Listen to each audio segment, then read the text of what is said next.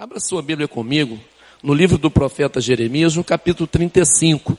Eu quero compartilhar um texto da palavra de Deus com você e falar um pouco hoje a respeito de um exemplo, não é? Um exemplo de fidelidade. Exemplo de fidelidade de um povo. Nós temos vivido dias em que somos desafiados, muitas vezes, a esquecer preceitos, padrões, ética, moral. O pastor falou aqui de tempos de família atacada, de todas as formas, e a igreja é essa instituição que zela, que preza pela família, e a gente precisa falar um pouco sobre esse tema. Jeremias capítulo 35, quem já encontrou, diga amém. Glória a Deus. Diz assim o texto: palavra que do Senhor veio a Jeremias nos dias de Jeoaquim, filho de Josias, rei de Judá, dizendo: vai à casa dos recabitas, fala com eles, leva-os à casa do Senhor, a uma das câmaras, e dá-lhes vinho a beber. Então tomei a Jazanias, filho de Jeremias, filho de Abazinias, aos irmãos e a todos os filhos dele e a toda a casa dos recabitas, e os levei à casa do Senhor, à câmara dos filhos de Anã, filho de Gigdalias, homem de Deus, que está junto à câmara dos príncipes, e sobre a de Maazéias, filho de Salum, guarda do vestíbulo. E pus diante deles, dos filhos da casa dos recabitas, taças cheias de vinho e copos, e lhes disse: bebei vinho. Mas eles disseram: não beberemos vinho, porque Jonadab, filho de Recabe, nosso pai, nos ordenou: nunca jamais bebereis vinho, nem vós, nem vossos filhos. Não edificareis casa, não fareis sementeiras, não plantareis, nem possuireis vinha alguma, mas habitareis em tendas todos os vossos dias, para que vivais muitos dias sobre a terra em que viveis peregrinando.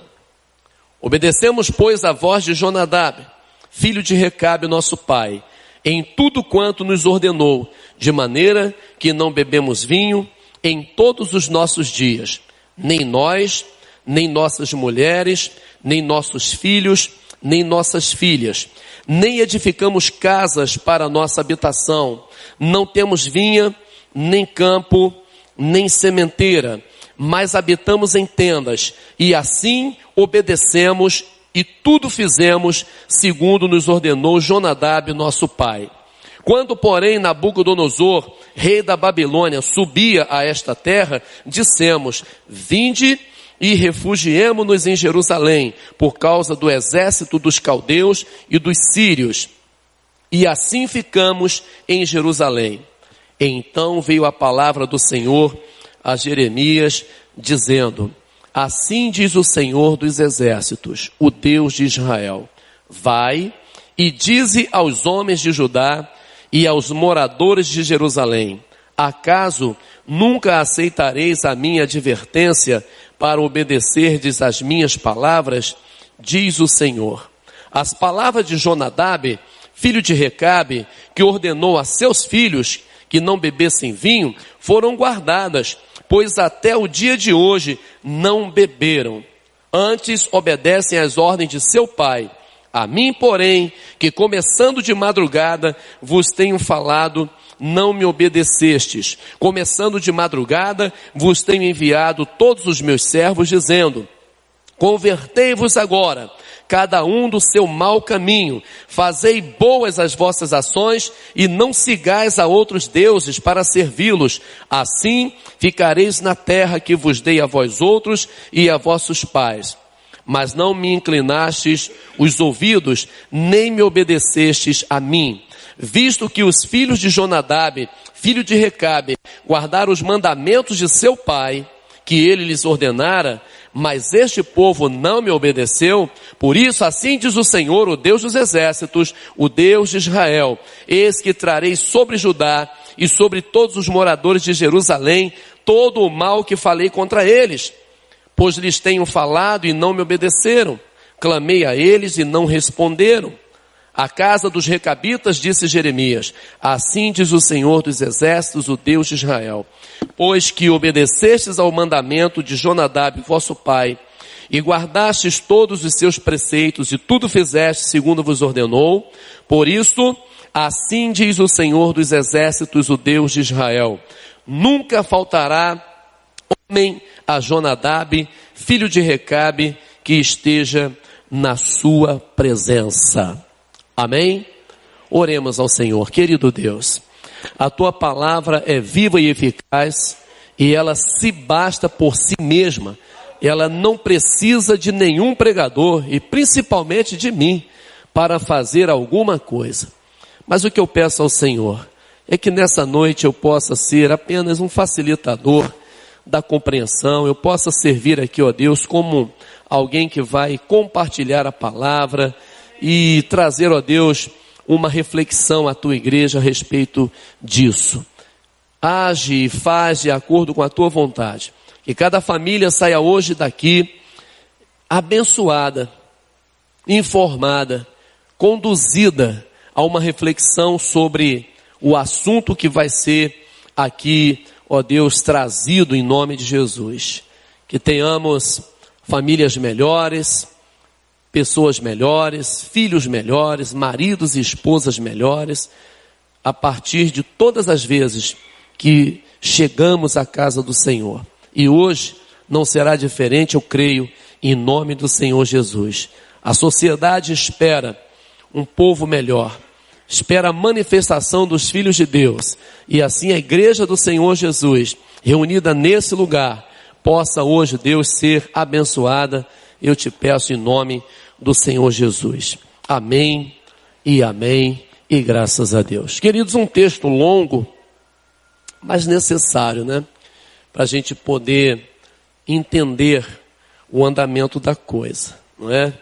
Eu penso que fidelidade, fidedignidade, fidelização é uma coisa que hoje está bastante complicado de se ter em todas as áreas. Eu já falei lá na igreja uma vez a respeito da fidelização da membresia da igreja, que é uma coisa meio difícil de acontecer em alguns lugares. Porque nada impede a um crente de cismar assim: eu não gosto mais dessa igreja não, eu vou para outra ali, que é mais atrativa, é melhor, não é? Eu vou para outro lugar. E a gente fez a comparação das companhias de telefonia, que oferecem pacotes para ter uma fidelização. Porque sabe que é difícil manter uma fidelização dos clientes. Porque uma oferece uma coisa, a outra oferece aquela coisa e mais um tiquinho, aí o cara migra para aquela. Daqui a pouco a outra oferece melhor ainda, o cara migra para aquela. E assim são com as redes, né, de telefonia, de televisão, plano de saúde. As pessoas estão atrás do que melhor lhe convém. E você não está errado não. Se você está pagando X por um plano e o outro te oferece aquele plano que você já tem e mais vantagem pelo mesmo valor, migra para o outro. Mas com a igreja não deve ser assim. Eu creio que o evangelho não pode ter dessas coisas. E eu testemunhei para a igreja de uma coisa que eu vi e participei. Eu fui um velório de um irmão que ele foi membro da igreja, da primeira igreja batista do Alcântara, há 50 anos. Aí eu pensei, uma pessoa viver 50 anos numa igreja viu muita coisa. Ouviu muita coisa. Viu muitos vendavais. Viu muitas pessoas irem e voltarem, passarem, estarem, não ficarem. E eu fiquei assim, maravilhado de participar daquele momento. O pastor elogiando, todo o povo elogiando, um homem que passou 50 anos na mesma igreja. servindo a Deus com alegria no coração, fundador do coral da igreja. A igreja começou na varanda da casa dele, e é uma coisa linda. Aí eu penso que hoje manter um modelo de fidelidade, fidelização, tanto na igreja quanto na família, é uma coisa complicada. Preceitos familiares que estão sendo deixados para trás. A Bíblia fala que a mulher deve ser submissa ao marido. E o marido deve amar a esposa, assim como Cristo amou a igreja. E muitas vezes, alguns maridos espertalhões, não é? Cheio de teologia, pega esse versículo e apresenta em letras garrafais, bota no outdoor, projeta no computador, no data show da sua casa, para a mulher entender que ela tem que ser submissa. Mas aí tem que projetar o restante também, que ele deve amar a esposa como Cristo amou a igreja. E como foi que Cristo amou a igreja? A ponto de se entregar por ela, morrer por ela. Se o marido exige que a esposa, e joga, né, no rosto dela sempre, que ela tem que ser submissa, e tem que ser mesmo, é palavra de Deus. Eu não estou aqui para doutrinar a igreja, o pastor aqui é o pastor Adriano. Na verdade, eu sou hoje ovelha dele, estou aqui autorizado a pregar. Então o cara tem que dizer também, eu devo te amar como Cristo amou a igreja. E eu estou disposto a morrer por você. Todos os dias matar um pouco de mim para te fazer feliz. O que não te agrada eu deixar de fazer. O que não te agrada eu pular fora, não fazer mais. Então essa questão, essas coisas da fidelidade, não é? Essas coisas da obediência, da fidelidade a essas coisas estão meio que deixadas para trás. Então o modelo familiar, o modelo institucional da família, o modelo cristão, ele não mudou, ele não foi alterado. E esse texto fala de um povo que vivenciou uma experiência, quando Deus quis falar alguma coisa para esse povo, levou-os a um lugar, colocou vinho diante deles e disse, bebam vinho. Aí eles falaram assim, nós não podemos beber vinho não. Sabe por quê?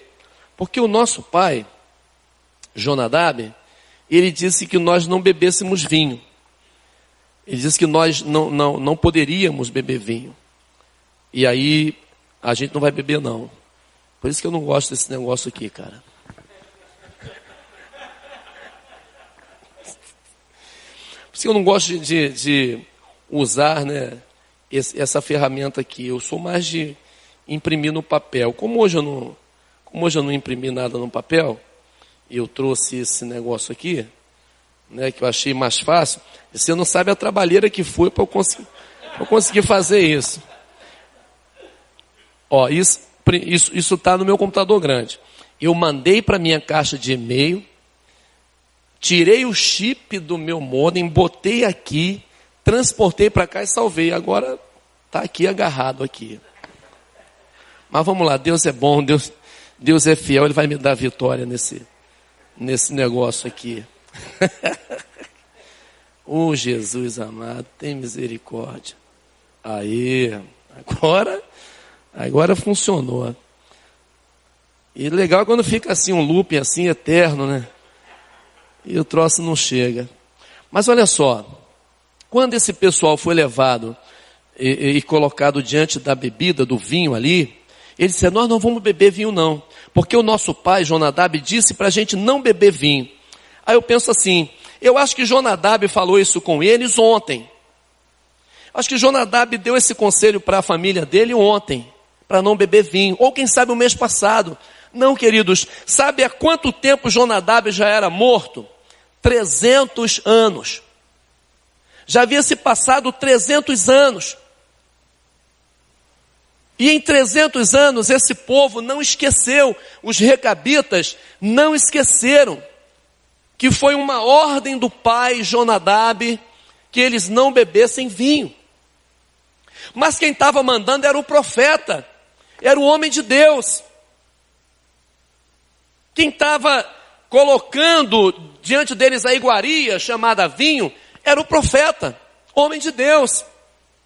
Mas mesmo sendo o homem de Deus, que estavam lhes induzindo a beber o vinho, que era proibido pelos seus pais, ele disse: nós não vamos beber. Porque há 300 anos atrás, aproximadamente, o nosso pai declarou que nós não bebêssemos vinho. E não somente beber vinho não, que nós também não construíssemos casas, nem tendas, que nós vivêssemos como nômades, e nós estamos obedecendo isso até hoje. Agora, eu pergunto uma coisa para você. Por que essa informação estava vívida na mente daquela gente? Por quê? Porque ela foi sendo passada de geração em geração. Um falou para o outro falou para o outro, e todas as gerações foram vivenciando essa informação. Essa informação. Isso foi passado de geração a geração. Então, a minha reflexão hoje é que nós sejamos transmissores dos valores, das informações que abençoam a nossa família, que abençoa a nossa casa, que abençoa o nosso ministério, que abençoa a nossa igreja, que abençoa a sociedade. O que é fidelidade? Fidelidade é exatidão em cumprir suas obrigações, em executar suas promessas, jurar fidelidade, afeição, lealdade constante, fidelidade de um amigo, obrigação recíproca dos esposos de não cometer adultério, exatidão, semelhança, fidelidade de uma narração, lealdade, probidade, honestidade, integridade, retidão de caráter, está tudo ligado. Quando eu sou fiel na transmissão de uma informação, eu não deixo passar detalhes importantes da informação, eu não deixo passar coisas importantes, eu digo tudo que tenho que dizer. Então fui fiel àquela informação. Como pastor, eu tenho que ser fiel aos princípios bíblicos e passar isso para a minha igreja. Como pai, eu tenho que ser fiel aos princípios bíblicos da paternidade e passar isso para os meus filhos. Como mãe, você precisa ser fiel aos princípios bíblicos da palavra de Deus e passar isso para a sua família. Infidelidade à informação. Um outro dia desse, nós falamos a respeito de um assunto interessante. Existem pessoas que oram pela igreja, abençoam o pastor, abençoa as lideranças, declara vitória para as famílias da igreja, ergue as mãos ao Senhor e diz amém para a oração de bênção, para a sua igreja, para a sua liderança, para o seu pastor, para a família e tal. Mas em casa, os filhos deste os vê falando mal da igreja, os vê falando mal de uma liderança, os vê falando mal de um vizinho, os vê falando mal, de alguma maneira trazendo uma maldição. Aí a coisa não faz sentido. Como é que meus pais declaram a bênção de Deus, abençoam a igreja, mas fala mal da igreja? Como é que meus pais declaram a bênção de Deus sobre a liderança X, mas fala mal da liderança X? Isso não casa, não faz sentido. Não há uma fidelidade nisso. E aí a gente fica pensando, que tipo de informação que nós estamos passando para essa geração, o que eles estão captando de nós como cristãos, como família, como seres sociais, que temos um compromisso com a sociedade, né? Filhinho, olha, obedeça à professora, obedeça à voluntária do Ministério Infantil, obedeça às ordens. Mas aí o filho vê o papai no carro não obedecendo o sinal vermelho. O filho vê o papai no carro dando uma propina para o guarda. O filho vê o papai no carro burlando leis. Então, a informação não fecha. A informação não fecha. É sobre essas coisas, sobre essa fidelidade na informação, fidelidade no caráter, fidelidade na obediência, fidelidade no amor, fidelidade no cumprimento das coisas, que nós queremos trazer hoje para essas famílias refletirem. E muitas vezes a coisa é por pressão.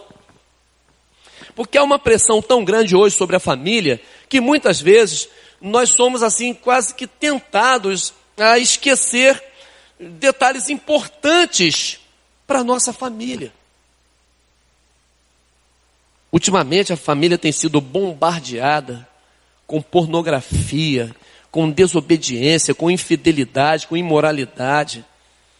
Você não precisa nem ver filme pornográfico, veja novela somente. E você vai ver traição, você vai ver gente mentindo, você vai ver gente adulterando, fornicando, fazendo tudo que não presta. Esses valores que estão sendo transmitidos. Mas assim, é massificando mesmo, não é pouco não. São informações assim, aos montes, bastante fartura mesmo.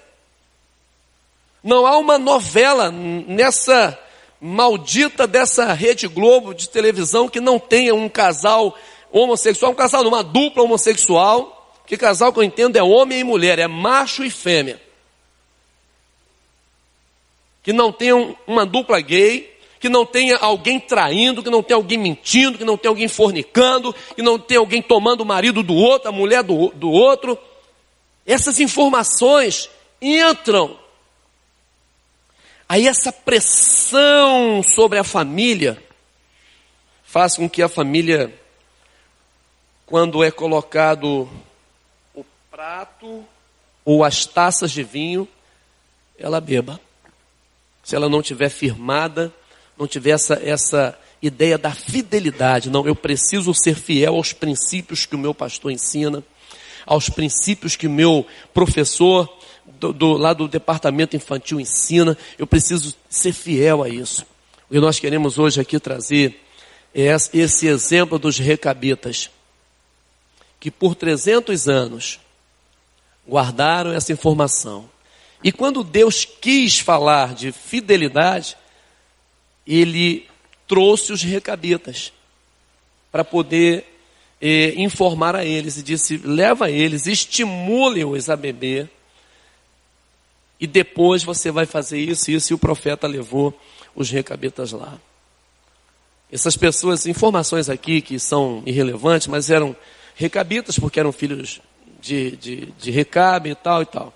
Informações que são irrelevantes, está aí em 1 Crônicas 2:55, você pode depois dar uma olhadinha e tal, mas vamos seguir que a gente precisa caminhar. E muitas pessoas conseguem se manter fiéis aos preceitos, aos padrões, aos valores antigos.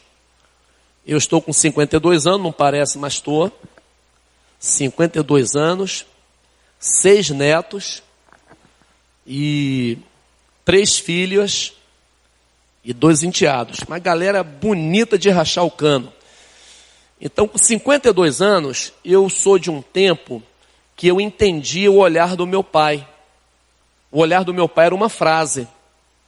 O olhar da minha mãe era uma frase. Ele assentir com a cabeça ou não, para mim era um recado.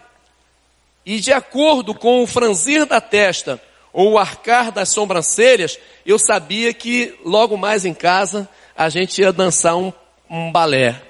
E ele com a varinha na mão, segurando no meu braço.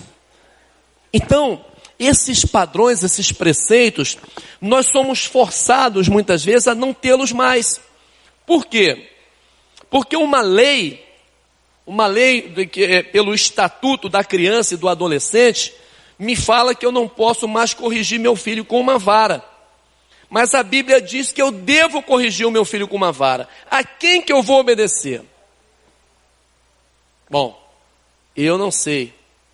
Depois você pergunta ao pastor Adriano. Eu vou sair daqui e vou deixar você com um pepino na mão, com abacaxi. A quem que eu vou obedecer, gente, não é? A Bíblia diz, olha, corrige o teu filho com uma vara, e você livra a alma dele do inferno.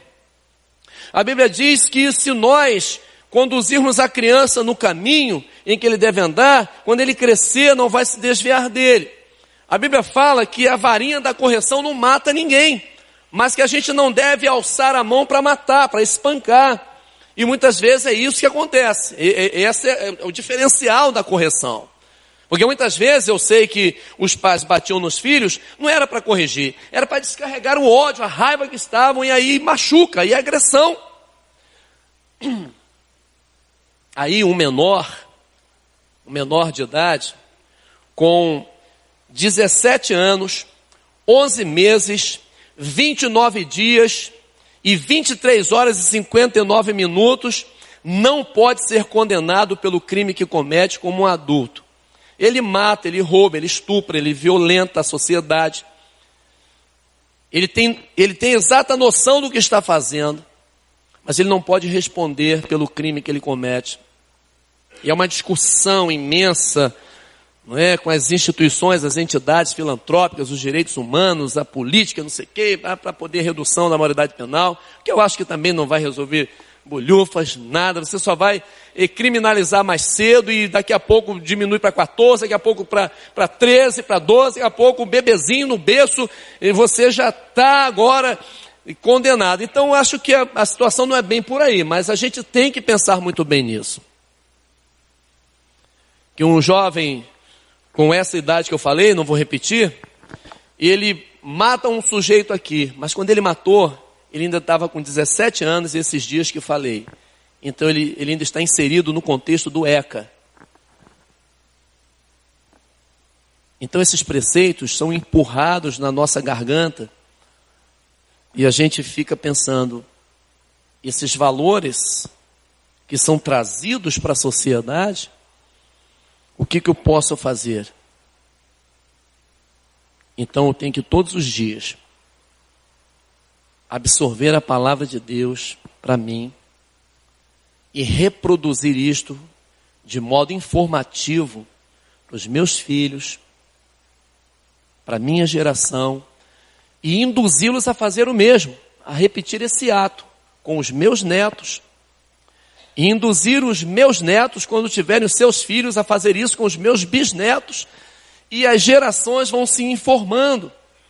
O maravilhoso da palavra de Deus é que ela é viva e eficaz. Ela produz efeito na nossa vida. E os recabitas passaram 300 anos ouvindo essa informação, e quando foi dado a eles a oportunidade de errar, eles não erraram.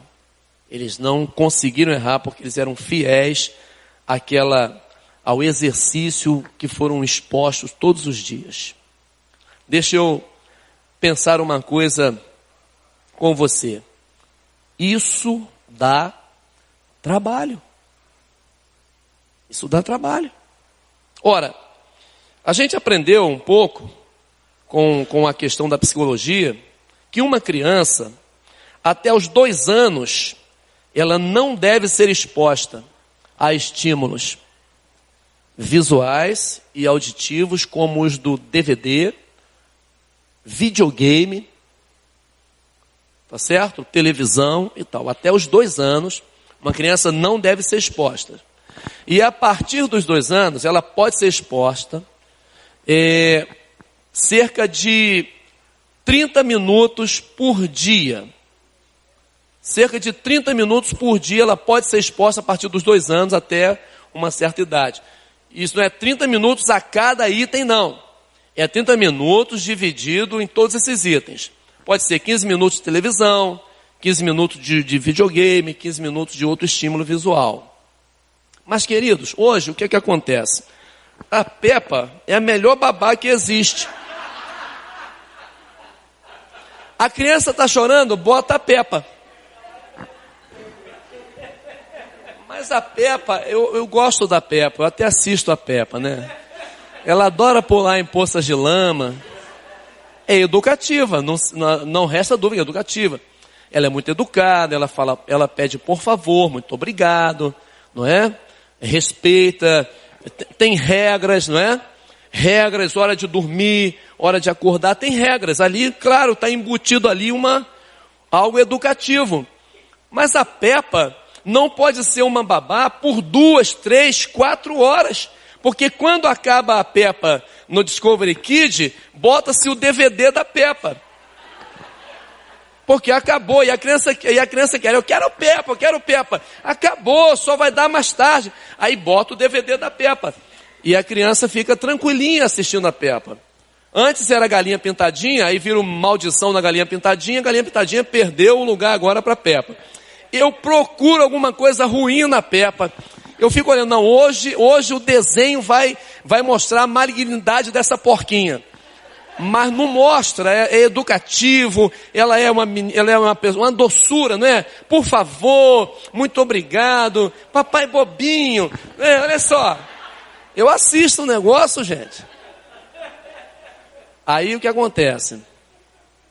Dá trabalho, gente. Dá trabalho você ter que investir tempo nessa criança, porque nós aprendemos também que uma criança, a mentezinha dela, a sua estrutura cognitiva, é como uma tábua rasa.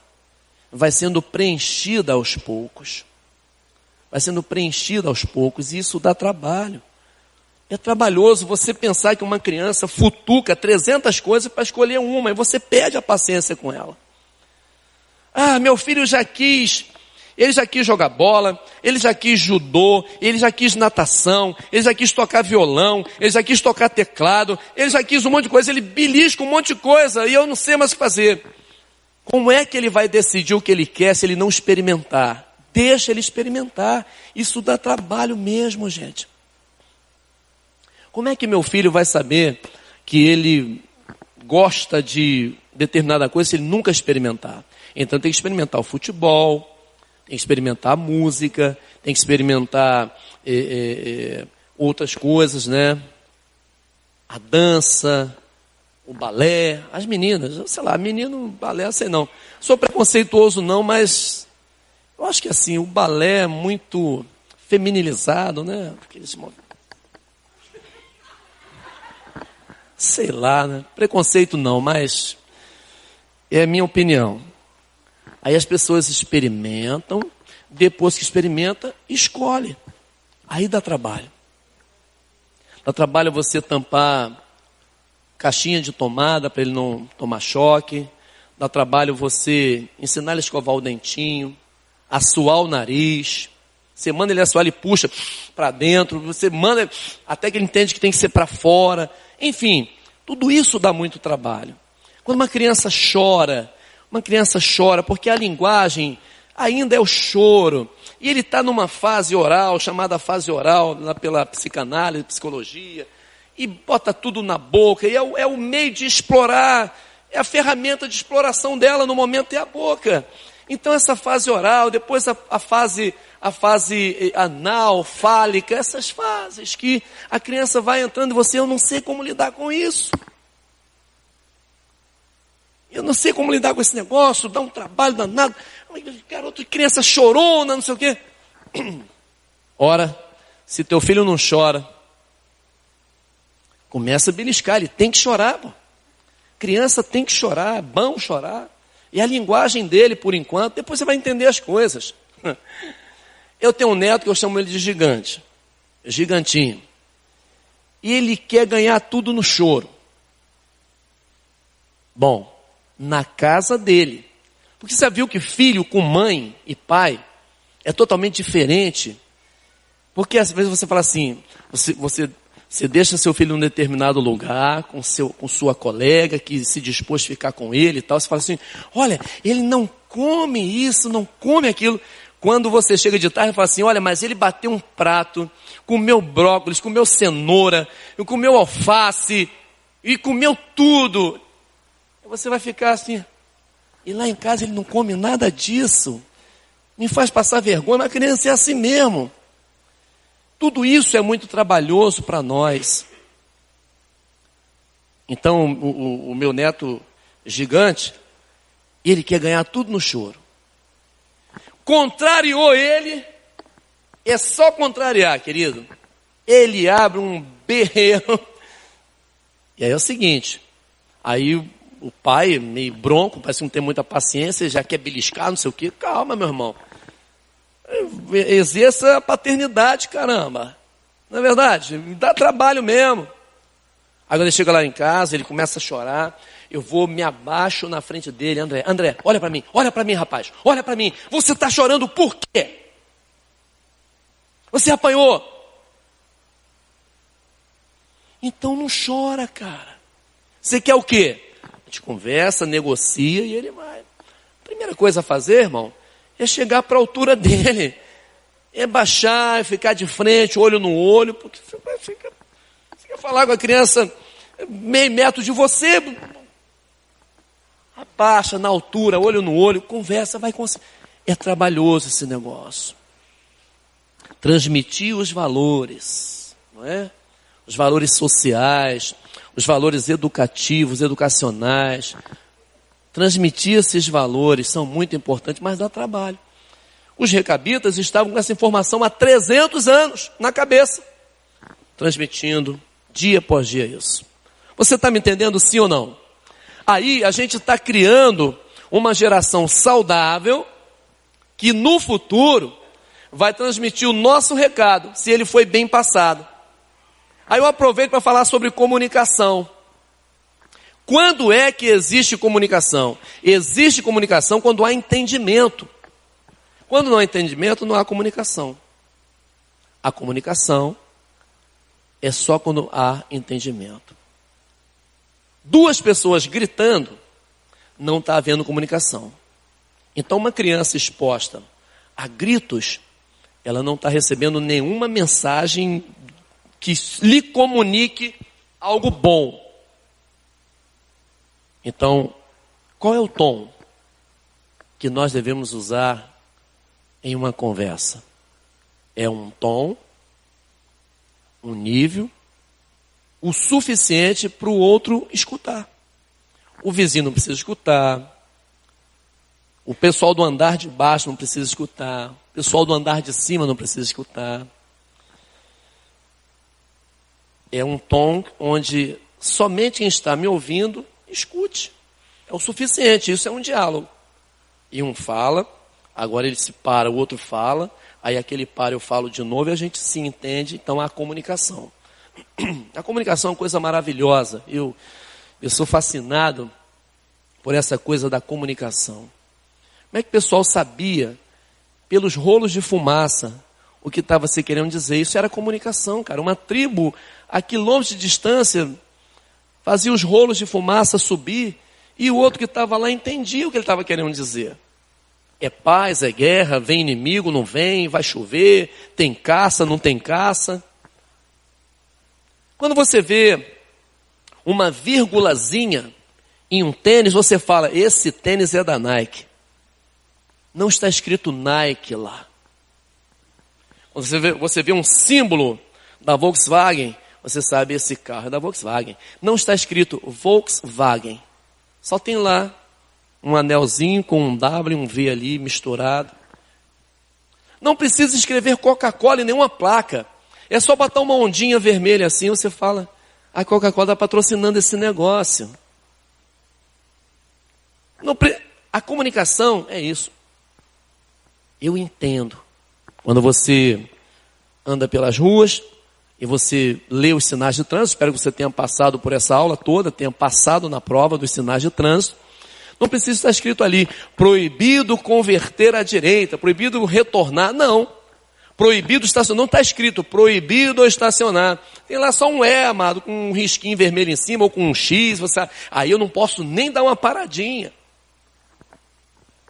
Isso é comunicação. Então, quando nós comunicamos eficazmente, eles vão aprender e vão transmitir para o futuro essa lição. Então, qual é o nosso trabalho? O nosso trabalho é esse. É construir todo dia. Massificar. É trabalhoso. É trabalhoso chamar a criança e ensinar. Vamos orar. Aprender a orar pelo papá. Aprender a orar para dormir. Aprender a orar quando levantar. Pedir a bênção ao papai. Pedir a bênção à mamãe. É trabalhoso, é muito trabalhoso isso. É muito trabalhoso mesmo. Você está lidando com uma criança, não está lidando com um adulto. Então os recabitas trouxeram esse ensinamento e isso lhes custou a bênção de Deus. E eles foram colocados como referenciais. Levados para o santuário, foi como se o Senhor estivesse fazendo uma dinâmica para ensinar ao povo de Israel. Está vendo? Isso aí que é obediência. Eles são fiéis à visão, ao ensinamento do Pai humano, e vocês não são obedientes aos ensinamentos do Pai espiritual, o Senhor, que dá provisão de todas as coisas para vocês. Jeremias convoca os recabitas para mostrar ao povo de Deus, de todos os tempos, daquele tempo e de hoje, um verdadeiro exemplo de lealdade. Jonadab, um líder sábio, influente, instruíra seu povo, o qual por 300 anos seguia seus ensinamentos, embora sem a sua presença. Lealdade é reconhecimento dos princípios ensinados por alguém. Embora Deus tenha deixado seus sábios princípios a seu povo, os recabitas eram mais leais a um homem morto do que os israelitas ao Deus vivo. Lealdade requer persuasão. Jonadab deixou seus princípios, estes foram passados persuasivamente de pai para filho. E no ambiente familiar, é no ambiente familiar que os padrões de lealdade aparecem ou desaparecem. Se eu não estiver disposto a pagar o preço, aquilo vai desaparecer. Aquela informação não vai ter mais.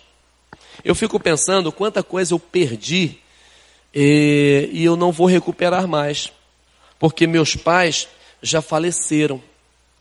Eu não vou conseguir extrair mais nada dos meus pais. Quanto tempo eu perdi? Eu deveria ter conversado mais com minha mãe.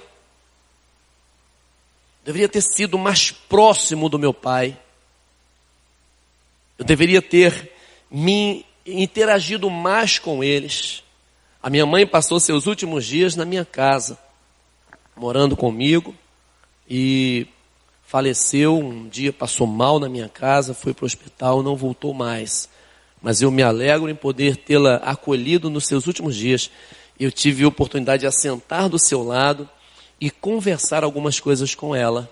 Saber dos seus valores como mulher, como esposa, que nunca abriu mão da sua família, do casamento, nunca abriu mão do paraibano irritado, arretado Zé Ferreira, meu pai, que não era mole.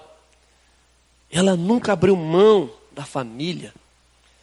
Me contar as histórias quando ela veio da Paraíba para o Rio de Janeiro, de trem. Papai já estava aqui há algum tempo, e ela passando pela Bahia, o meu irmão mais velho do que eu, Luiz, hoje, pastor Luiz, estava morrendo. E ela passou pela Bahia, parou, ficou acolhida lá na instituição da irmã Dulce, na Bahia, por um tempo. Um crente falou de Jesus no trem para ela, orou pelo meu irmão, e o meu irmão ficou curado. E ela chegou no Rio de Janeiro com o meu irmão vivo, mas ele ia morrer no dia seguinte, provavelmente. Escutar essas histórias, aí eu fico pensando, quanto tempo nós perdemos? Se você tem seu pai, sua mãe ainda, cola um pouco mais neles. Se você costuma levar 30 dias sem ir lá visitá-los, passa aí a cada 15. Depois diminui para todo fim de semana. Tenta dar uma passadinha lá de vez em quando. Parar, sentar, conversar. Porque vai chegar um dia que a gente não vai ter mais isso. Eu fico pensando, rapaz, eu queria tanto saber uma informação a respeito de tal tempo assim, eu não consigo mais porque minha mãe não está mais aqui e só ela teria essa informação para me dar. Da minha geração, da minha família, da minha árvore genealógica, enfim, esse tipo de coisa. Essa questão é muito importante. essa coisa de estar junto, ouvir, absorver os valores e levá-los conosco e transmiti-los adiante. Então, se você tem essa oportunidade, não perca isso. Telefone mais vezes. Você pode escrever, escreva, manda o WhatsApp, sei lá, eu ainda não tenho esse negócio não. O WhatsApp para mim está muito moderno, não consigo ainda alcançar o WhatsApp. Eu tenho Orkut. Quando eu consegui 4 amigos no Orkut, o Orkut acabou. Fiquei tão frustrado, gente. Aí eu consegui, aos trancos e barrancos, fazer um Facebook. Ainda estou, engatinhando no Facebook. Já sei escrever mensagem no Facebook. Já sei conversar com alguém no Facebook. Já estou aprendendo a linguagem da internet, Já estou aprendendo a escrever você na internet. Já estou aprendendo a escrever beleza na internet. Então, manda o WhatsApp, telefona, absorva coisas, são padrões morais, éticos, maravilhosos que você vai absorver. De uma geração antiga, de um povo antigo, que vai deixar coisa boa para a gente. Outro dia desse eu reuni com minha família, na casa de minha sobrinha, lá em Pendotiba. Eu estou com um irmão aqui fazendo um tratamento oftalmológico. Ele veio de Januária fazer o tratamento aqui. Ele é pastor também, pastor Isaías, lá em Januária, interior de Minas, missionário já há muito tempo na estrada, e estava perdendo a vista, retinopatia diabética, descolamento de retina e tal, e fazer tratamento aqui. Aí nós nos reunimos na casa da minha sobrinha, para a família e tal, junto ali, e ele estava lembrando dos dias em que nós éramos muito pequenos, e nós morávamos num barraquinho muito pobre, muito humilde, lá em Santa Isabel, uma casa de pau a pique, e nós dormíamos no chão, numa esteira, e o nosso cobertor era um saco de lona. E o nosso pai nos acordava de madrugada para fazer xixi. Vamos para o banheiro, estava todo mundo para o banheiro de madrugada. Eu não sei a fim do que, ele pensava que a gente com 10, 11 anos ia mijar na cama ainda, mas ele mandava a gente acordar, vai para o banheiro. E depois a gente ouvia nosso pai orando, isso lá pelas madrugadas, orando, falando com Deus ali. A gente ouvia nosso pai orando, a gente ficava ali, pegava no sono, mas ouvia nosso pai orando, todos os dias. E eu penso que isso fez toda a diferença na nossa vida, esses valores da nossa casa. Hoje somos uma família de ministros do Evangelho. Alguns pastores, diáconos, diaconisas, presbíteros, missionários, homens e mulheres de Deus. Esses valores familiares precisam estar presentes. Porque o dia que você for colocado à prova, vai ser igualzinho os recabitas. Isso eu não aceito na minha vida. Isso eu não aceito na minha casa. Isso eu não aceito na minha família. Isso eu não aceito na minha história de vida. Isso eu não aceito para mim. Eu não aceito o adultério, não aceito a prostituição, não aceito a maledicência, não aceito a mentira, não aceito esse tipo de coisa, porque eu fui ensinado a não aceitar isso. Esses valores estão dentro de mim. Você vai pensar assim. E como os recabitas, você vai ser honrado pelo Senhor.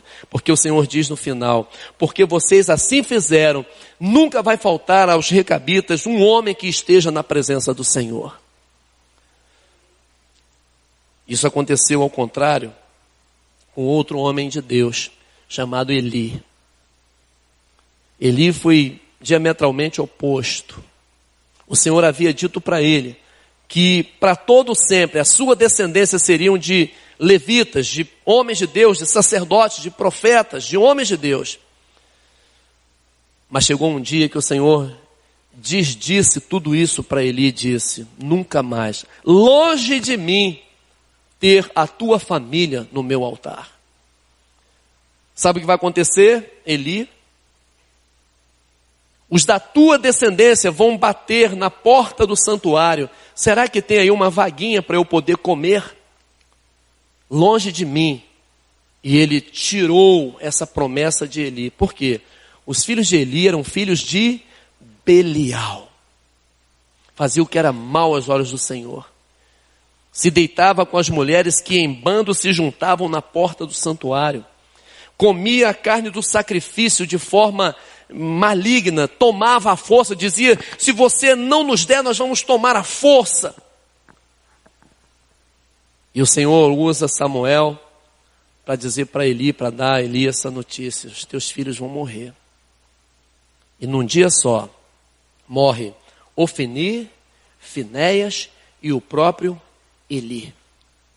E uma esposa de um deles tem um filho, não faz questão disso. Nasceu, de tão desgostosa que estava, porque ouviu: a arca do Senhor foi roubada, os 2 filhos de Eli morreram, e o próprio sogro também caiu, quebrou o pescoço e morreu. Foi exatamente o contrário. O Senhor disse para os recabitas: por causa disso, nunca vai faltar um homem na família dos recabitas que esteja na presença do Senhor. Se você assim fizer, se você trouxer esses ensinamentos, transmiti-los, levá-los adiante, ser fiel, a palavra do Senhor para a sua vida hoje é essa: nunca faltará a provisão de Deus na sua casa, porque você agrada a Deus, você ama a Deus, você honra a Deus. Amém, queridos?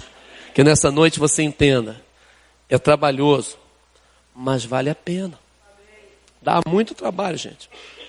E você sabia que assim mesmo é com o pastorado, o ministério pastoral? Aquela ovelha tenra, nova, você tem todo o trabalho de admoestar, corrigir, discipular, firmar os pés. Dá muito trabalho. Se o pastor soubesse que era assim, pastor. Tinha metido o pé. Vocês me disseram que era assim o ministério. É exatamente assim. É trabalhoso, mas é maravilhoso quando você vê uma pessoa que chegou na porta da igreja taxado de viciado,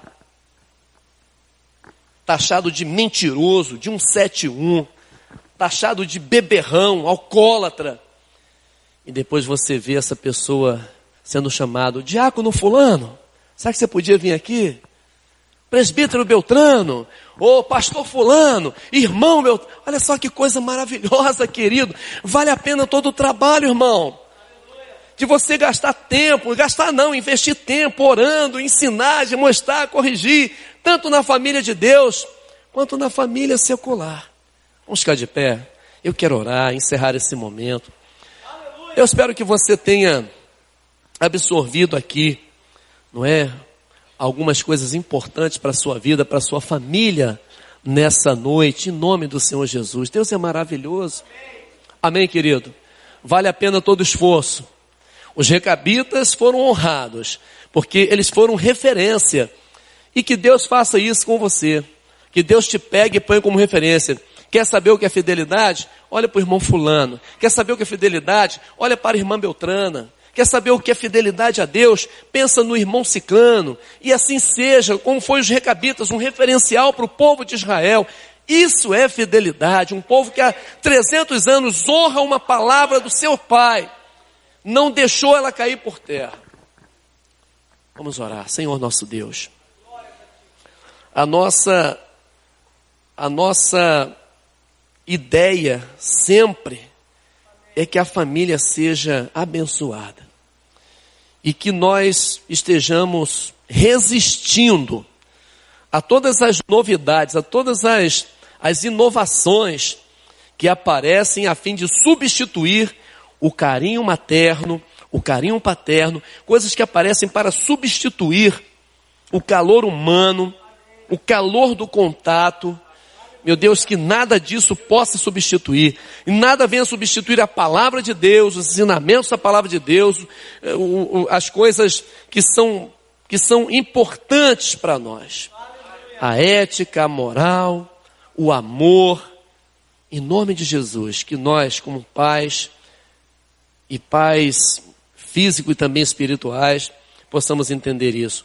Essa transmissão de valores vai fazer toda a diferença.